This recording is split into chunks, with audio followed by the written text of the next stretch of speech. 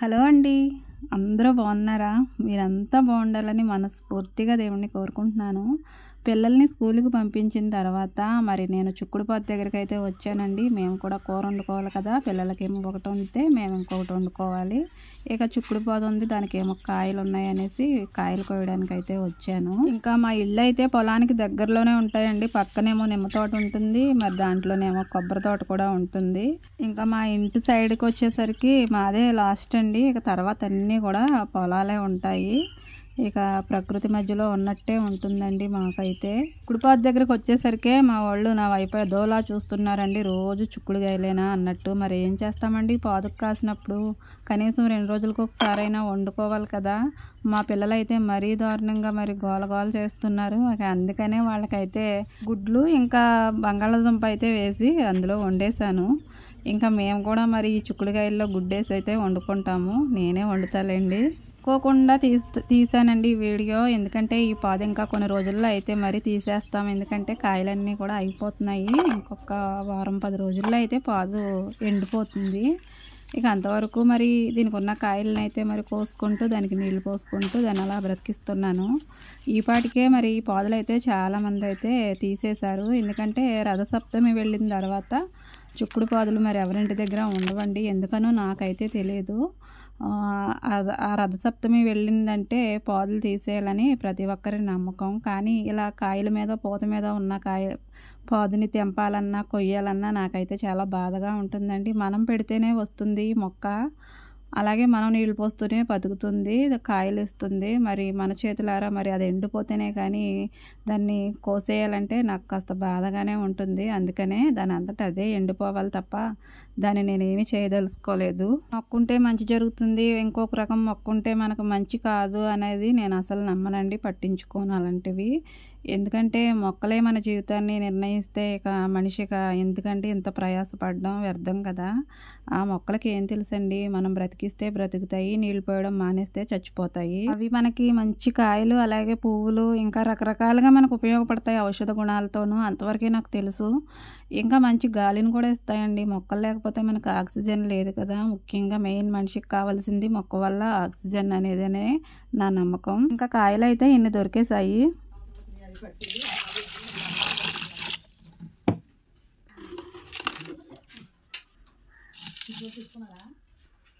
గుడ్లు అయితే స్టవ్ వెలిగించి స్టవ్ మీద పెట్టేస్తాను. అవి ఒక పక్క ఉడుకుతూ ఉంటాయి. మరి నేనైతే చిక్కుడుకాయలు ఉన్నాయి కదండి, వాటిని ఈనెలు తీసుకోవాలి, అలాగే ఉల్లిపాయలు కోసుకోవాలి.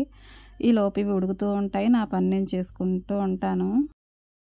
వీడియోస్ అసలు చేయాలంటేనే కాస్త ఇబ్బందిగా అనిపిస్తుందండి. అవి చేసి పనులన్నీ చేసుకుంటూనే వీడియో తీసి వాటిని ఏదో రకంగా నాకు వచ్చి రానట్టు మరి ఎడిటింగ్ చేసి వాయిస్ ఇవ్వాలంటే చాలా టైం పడుద్దండి. కూరే కదా, కూర అయితే మరి ఒక గంటలోనో ఒక అరగంటలోనో వండేస్తాం. కానీ దాన్ని ఎడిటింగ్ చేయాలన్నా వాయిస్ ఇవ్వాలన్నా చాలా టైం పడుద్ది. అందులోనూ నేను డైరెక్ట్ వండుకుంటూనే వాయిస్ ఇచ్చేస్తే అంత పట్టదు. కానీ మళ్ళీ తిరిగి అదంతా కూడా మరి సరి చేసుకుంటూ వాయిస్ ఇవ్వాలంటే కాస్త కష్టమేనండి. అందుకని వీడియోస్ చేయాలంటేనే కాస్త ఇబ్బందిగా ఉంటుంది. ఎందుకంటే పిల్లల్ని స్కూల్కి డైలీ పంపించాలి, డైలీ ఇంట్లో పనులు ఉంటాయి.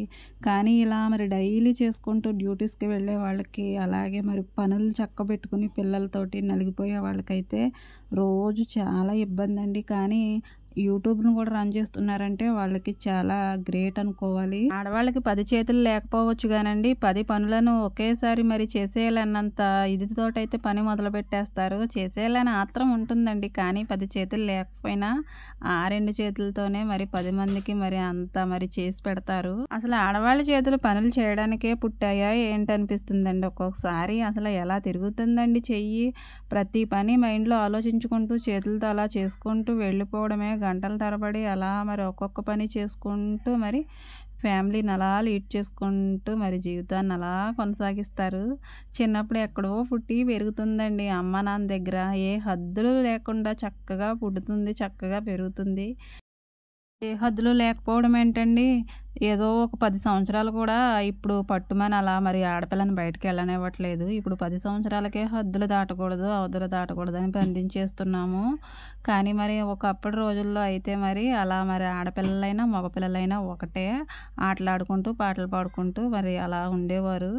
కానీ అప్పుడైనా ఇప్పుడైనా మరి ఆడపిల్ల మీద ఒకటే దృష్టి అండి. హద్దుల్లో ఉండాలి, హద్దుల్లో ఉండాలని అమ్మా నాన్న ఒకటే పాఠం. ఆ హద్దులు ఎంతవరకు అంటే పెళ్ళయ్యేంత వరకు ఉండాలి. పెళ్ళయిన తర్వాత అసలు నీ సహనానికి హద్దులే లేకుండా ఉండాలమ్మా, ఆకాశమే హద్దుగా ఉండాలమ్మా అంటారు. ఇదెక్కడ విచిత్రం అండి బాబు. చిన్నప్పుడేమో హద్దుల్లో ఉండాలి, హద్దుల్లో ఉండాలని పెంచుతారు. పెద్దయ్యి పెళ్లి చేసి ఒక అయ్య చేతిలో పెట్టిన తర్వాత అక్కడ సర్వం నీదేనమ్మా, నువ్వు చాలా సహనంగా ఉండాలి, ఇంకా నీ నీ సహనానికి హద్దులే ఉండకూడదంటారు. మరి అప్పుడు హద్దుల్లో ఉండాల్సిన వాళ్ళము ఇప్పుడు హద్దులు లేకుండా మన సహనాన్ని మాత్రమే హద్దులు దాటించేస్తున్నారండి. అంటే ఆడపిల్ల ఎప్పుడూ కూడా హద్దుల్లోనే ఉండాలండి. కానీ ఆడపిల్లకు ఉండే మనసు అనేది ఉంటుంది చూడండి, ఆ మనసులో మరి చాలా సహనం అనేది ఉండాలండి. ఆ సహనం ఎంత ఉండాలి అంటే ఆకాశమే హద్దుగా ఉండాలండి. మరి ఆకాశం మనకు అందుతుందా? అందుకనే మన పెద్దవాళ్ళు ఆకాశంతో పోల్చారు మన సహనాన్ని.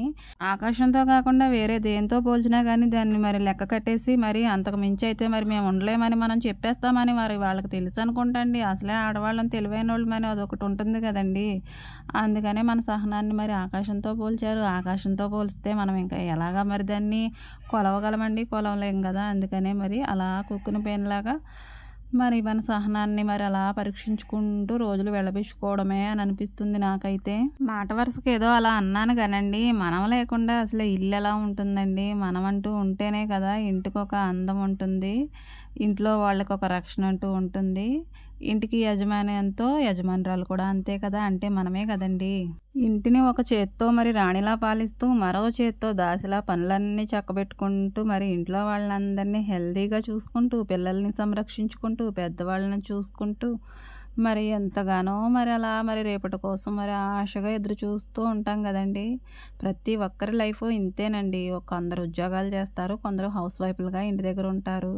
పిల్లల కోసం మరి యజమాని కోసం నిరంతరం ఇలా శ్రమిస్తూనే ఉండాలి. ఎంతలా శ్రమ పడాలంటే మనకంటూ ఒక ఓపిక, ఒక సహనం అంటూ ఉండాలి కదండి.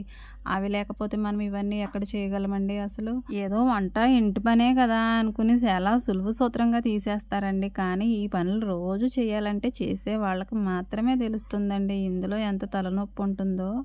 కానీ మరి ఇలా చేతులతో రోజు చేసుకునే పనిలో కూడా ఒక ఆనందాన్ని వెతుక్కుంటూ మరి మనం ఎంతో కష్టపడతాం. కానీ ఇది గుర్తించే వారికి గుర్తించబడుతుంది, కానీ అందరికీ కూడా గుర్తించబడదండి. కొందరు మరి చాలా బాధపడుతూనే ఉంటారు. ఎవరో గుర్తించాలని అయితే ఈ పనులు ఎవరో కూడా చేయరండి. ఒక ఇంటి ఇల్లాలుగా తన బాధ్యత అనుకుని మాత్రమే ఈ పనులన్నీ తన భుజాన వేసుకుంటుంది. కానీ ఈ పనులు చేయడం వల్ల తనకి ఏదో వస్తుందని అయితే ఎవరు కూడా ఆశించి అయితే ఈ పని చేయరు. కానీ తన పడ్డ కష్టానికి కూడా ఏదో రోజు కాకపోయినా అప్పుడప్పుడైనా కాస్తంత మరి నువ్వు బెటరు అని అంటే తను పొంగిపోయి అయితే మరి చేస్తున్న పని అసలు ఎలా చేస్తుందంటే తనకే తెలియదండి. అనుభవం మీద చెప్తున్నాను. కానీ ఈ అదృష్టం అయితే మరి కొందరికే దక్కుతుంది. చేసే ప్రతి పనిని మెచ్చుకునే వాళ్ళు ఉంటారు ఒక్కొక్క ఇంట్లో. కానీ ఒక్కొక్క ఇంట్లో అయితే ఏ పని చేసినా ఎలా చేసినా కానీ దానికి వంకలు పెట్టి పేర్లు పెట్టి తనని వేధిస్తూనే ఉంటారండి. తన మీదే ఆధారపడతారు, కానీ తను చేసే పని నచ్చదంటారు. అడుగడుగునా ఎంతో అవమానం, ఎన్నో మరి భరించలేని బాధల్లాగా ఉంటుందండి జీవితం. అది కొందరు పడుతున్నారు, నరక యాతనలా ఉంటుందండి. అటు ఒళ్ళు కూడా మరి నలుగుతుంది, మనసు కూడా బాధపడుతూనే ఉంటుంది. పడ్డ కష్టమంతా ఎవరి కోసమండి? తన వాళ్ళ కోసమే కదా. మరి వాళ్ళే గుర్తించకపోతే ఇంకా మరి తన జీవితానికి ఒక అర్థం అంటూ ఏముంటుందండి? ఎంతలా నలిగిపోయినా సరే మరి ఇంకా సహనం కలిగి ఉండాలి అంటారు. ఎంత సహనంగా ఉన్నా ఒక్కొక్క ఆడవాళ్ళ జీవితం ఇంతేనండి. ఒక్కొక్కళ్ళు అయితే అసలు పట్టించుకోరు, లెక్క చేయరు. వాళ్ళకే వెళ్ళిపోతున్నాయి రోజులు. ఇంట్లో మూలన పడి మరి కుమిలిపోయే వాళ్ళకి వెళ్ళిపోతున్నాయి. ఆడపిల్ల అసలు ఏం పాపం చేసుకుని భూమి మీదకి వస్తుందో తెలియదు కానండి. పుట్టినప్పటి నుంచి ఏదో ఒక 10 సంవత్సరాలు అనుకుంటండి ఆంక్షలు లేకుండా బ్రతుకుతుంది. తనకు ఏం చేయాలనిపిస్తే అది చేస్తుంది. తెలియని చిన్న వయసులో 10 సంవత్సరాలు అప్పుడు. ఎందుకంటే మరి అప్పుడు ఏమీ ఇబ్బంది ఉండదు కదా తన వల్ల. కానీ మరి కొంచెంగా ఎదిగేటప్పుడు అన్నీ ఇబ్బందులేనండి. తల్లిదండ్రులకి ఇబ్బందులే, వాళ్ళతో పాటు మరి ఆడపిల్లకి కూడా ఇబ్బందుల మీద ఇబ్బందులు అప్పుడే స్టార్ట్ అవుతాయి. ఇక అన్ని హద్దుల్లో పుట్టి పెరిగి మరి ఇక ఒక ఇంటికి వచ్చిన తర్వాత అసలైంది అప్పుడే స్టార్ట్ అవుతుందండి. మరి అదృష్టం బాగుంటే మంచి కుటుంబంలో పడవచ్చు, లేదంటే మరి అడుగడుగున ఎన్నో అవమానాలు, భయంకరమైన పరిస్థితులు చూపించే కుటుంబంలో పడవచ్చండి. అది అదృష్టం అంటారు, కానీ మరి ఆడపిల్ల తలరాతేమో అది తెలియదు.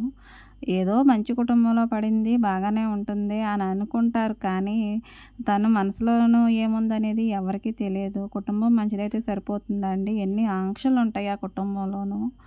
మామూలుగా మంచిగా చూసుకునే వాళ్ళ సంగతి పక్కన పెడితే, మంచిగా చూసుకునే వాళ్ళ దగ్గర కూడా అమ్మాయి ఎప్పుడూ బాధపడుతూనే ఉంటుందండి. పైకేదో మామూలుగా ఉంటుంది నటిస్తూ, జీవితం అంతా పెళ్ళైన తర్వాత నటిస్తూనే ఉండాలండి. పెళ్ళైన ప్రతి ఒక్క అమ్మాయి కూడా ఇలానే చేస్తుంది. ఎందుకంటే అమ్మ దగ్గర, నాన్న దగ్గర ఉన్న చనువు అత్తారింటి దగ్గర ఉండదండి.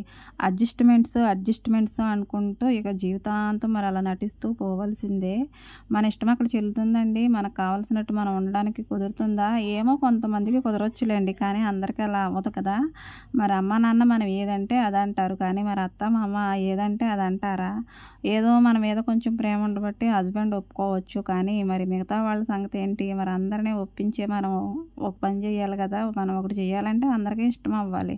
పుట్టింట్లో అది చెల్లుతుంది. మరి అత్తింట్లో చెల్లుతుందండి? అత్తింట్లోకి అడుగుపెట్టిన తర్వాత ఎన్ని పాత్రలు ఉంటాయండి ఆడపిల్ల జీవితంలోకి. మరి ఒక కోడలిగా, ఒక భార్యగా, ఒక వదినగా, ఒక మరదలిగా, అమ్మగా మరి అలా మరి రన్ అవుతూ ఉంటే మరి అమ్మమ్మగా, నాయనమ్మగా, మరి ఒక అత్తగారిగా మనం కూడా మరి అలా మరి జీవితం వెళ్ళిపోతూ ఉంటుంది కదండి. ఎన్ని పాత్రలు వచ్చేస్తాయండి మన లైఫ్‌లోకి. అన్ని పాత్రలకి తగిన న్యాయం చేయకపోయామనుకోండి మన జీవితానికి అర్థం ఉండదు. మరి వేరే వాళ్ళు మరి మా పాత్రలు కలిగి ఉన్నప్పుడు మరి వాళ్ళు కూడా మరి పాత్రధారులే కాబట్టి వాళ్ళకి తగిన న్యాయం చేయకపోతే వాళ్ళు ఒప్పుకోరు. ఇన్ని పాత్రలను మెయింటైన్ చేసుకుంటూ అసలు తన పాత్ర ఏంటనేది కూడా మర్చిపోతుందండి ఆడపిల్ల. ఎందుకంటే తన గురించి తను ఏమీ ఆలోచించుకోదండి. అలా ఆలోచించుకుంటే అసలు ఇన్ని పాత్రలను మెయింటెనెన్స్ చేయడం అనేది చాలా కష్టమవుతుంది.